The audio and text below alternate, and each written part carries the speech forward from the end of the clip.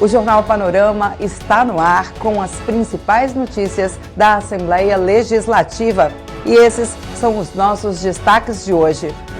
A Assembleia aprova fundo para socorrer empresas e trabalhadores autônomos. Projetos nas áreas de esporte e cultura também vão receber incentivos.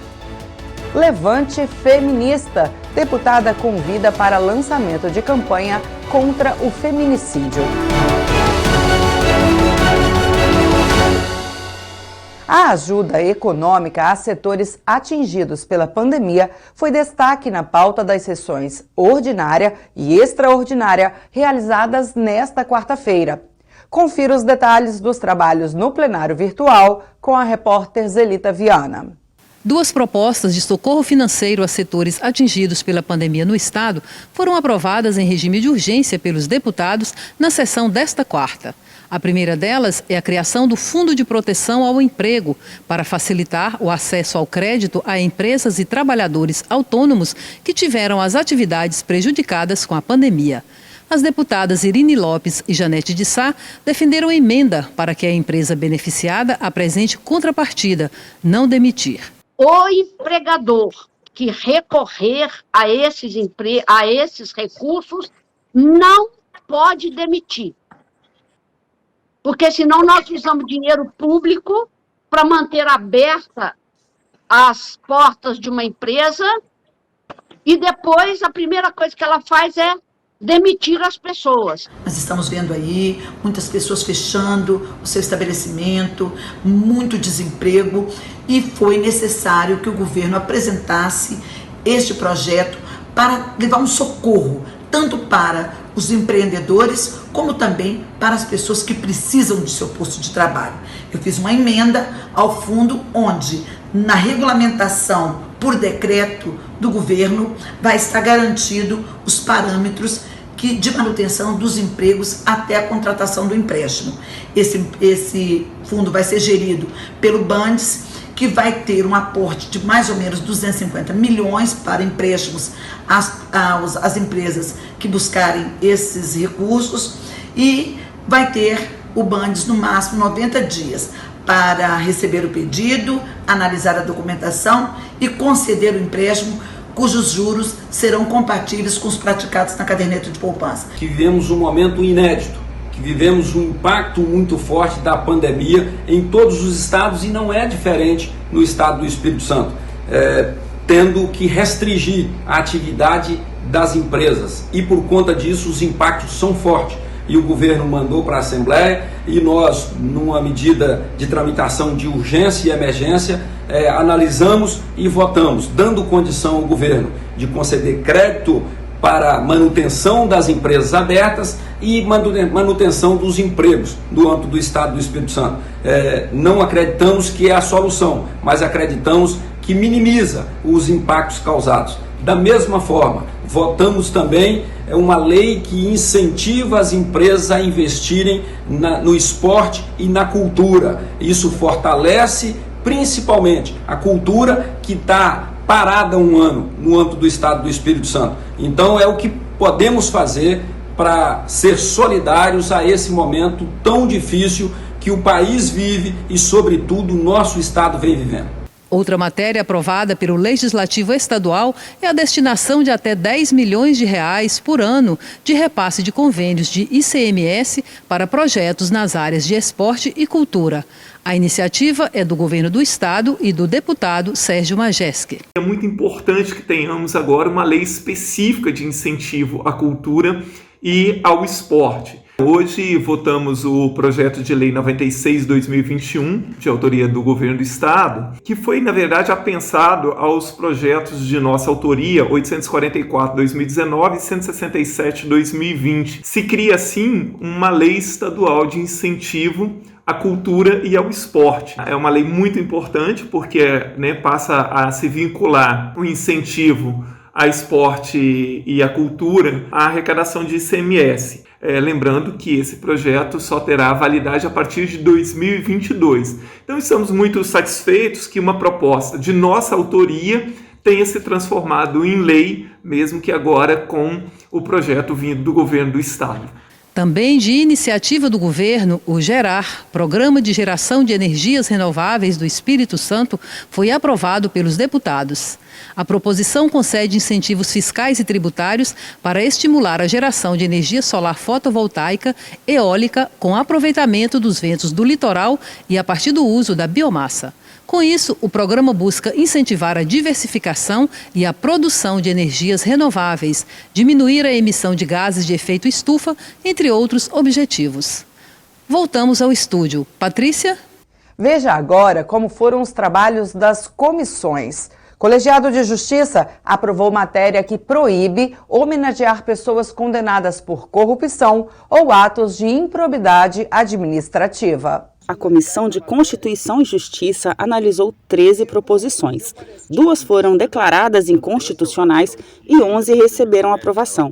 Entre elas, o projeto de lei número 214 de 2016, de autoria do deputado Sérgio Majeski, que proíbe a Assembleia Legislativa conceder homenagens ao cidadão que tenha sido processado e condenado definitivamente por atos de improbidade administrativa ou crime de corrupção.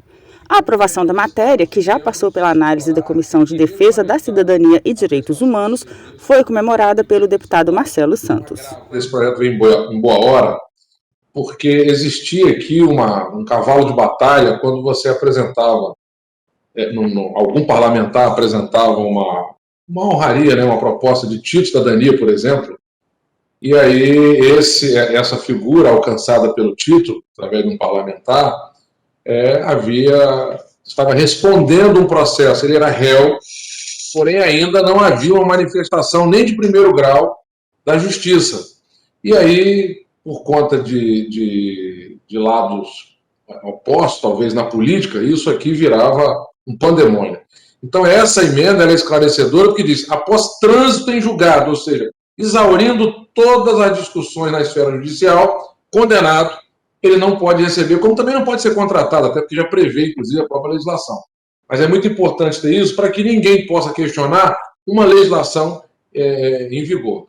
O diagnóstico precoce de câncer de intestino foi assunto na reunião extraordinária do Colegiado de Saúde. A prevenção ao câncer de intestino, segundo o mais comum nos brasileiros, foi tema de reunião virtual da Comissão de Saúde.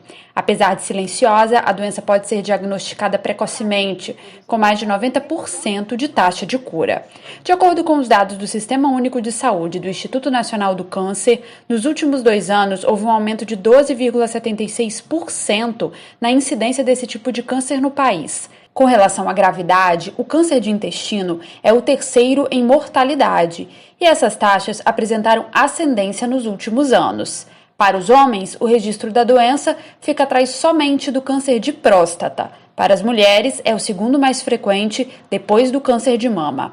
A médica especialista Rosiane Valéria Bicalho defende um programa de prevenção na rede pública, com exames mais simples para rastreamento e procedimentos mais complexos para aqueles pacientes que possuem maior risco comprovado, como histórico familiar e idade. Essa educação médica continuada para médicos da atenção básica de saúde, para iniciarem esse programa de câncer coloretal, nesses ambulatórios de baixa complexidade, fazer um informativo sobre esse programa, necessidade de programa de prevenção, para que eles busquem o atendimento médico, fazer uma estratificação de risco, né? Esse questionário deveria ser distribuído, entregue, aliás, aos médicos, para que eles possam fazer uma triagem de quais são os pacientes que vão para a colonoscopia, quais que vão ficar na pesquisa de sangue oculto, mas a metodologia ideal é, então, resumindo, a pesquisa de sangue oculto anual nos serviços ambulatoriais de clínica médica, de médico da família. Isso é uma coisa fácil, você vai fazer uma coleta de fezes, vai fazer o teste, se der positivo, esse paciente é encaminhado para um serviço de referência de colonoscopia. A agenda foi solicitada pelo deputado Emílio Mameri, que destacou a importância de um trabalho de orientação para a comunidade médica. Essa educação continuada, as pessoas que estão no programa de saúde da família, nos ambulatórios, nos bairros, precisam ter qualificação para que a gente possa ter melhor resultado no nosso trabalho. Os critérios são simples, desde que sigam os protocolos. O que o médico lá do interior, de uma unidade de saúde básica, do programa de saúde da família, ele precisa ter consciência para que possamos fazer diagnóstico precoce. O câncer de colo retal, como já foi dito, é uma doença muito presente nas nossas vidas, tanto nos homens como nas mulheres, uma doença ascendente, mas nós temos o privilégio de ter como prevenir. Deputada Irine Lopes denuncia subnotificação de agressões contra mulheres em período de confinamento e convoca as capixabas para participarem de movimento nacional de lançamento de campanha nas redes sociais. O lema é "Nem tente me matar". Nós temos muito tornado público, mostrado nossa indignação, feito denúncias, né? Agora, não está surtindo efeito esse movimento individual, onde cada um e cada uma, especialmente, coloca a sua opinião sobre essa barbaridade que está acontecendo com as mulheres brasileiras. Nesse mês de março, nós temos praticamente nada a comemorar, porque todo ano nós temos uma ou duas questões que são avanços, que são ou uma legislação nova, ou um programa novo, mas esse ano nós não temos absolutamente nada. As famílias vêm buscando fazer esse afastamento social e o agressor está o tempo todo ao lado da sua vítima. Então, ela não vai ao telefone, ela não vai à delegacia. Então, nós temos muito pouca coisa. Nós não temos nada, pelo contrário, nós temos que gritar com voz bem alta de que o feminicídio aumentou. Então, diante de tamanho descalabro, tamanha barbaridade, milhares de mulheres brasileiras decidiram sair da zona de conforto ou apenas do seu lugar de fala, de denúncia, para construir um grande movimento chamado Levante Feminista. E no dia 25 do mês de março, nós faremos pelas redes uma movimentação muito grande, denunciando o feminicídio. E a nossa frase é: nem tente me matar. Essa é a frase com a qual nós queremos despertar corações e mentes para uma luta em favor da vida. O Jornal Panorama de hoje vai ficando por aqui. Para mais informações sobre as atividades do Legislativo, você pode acessar o portal da Casa e também as mídias sociais. E para evitar a transmissão do novo coronavírus, você já sabe, use máscara, mantenha o distanciamento social e lave as mãos. TV Assembleia, mais perto de você e agora no canal 3.2, aberto e digital.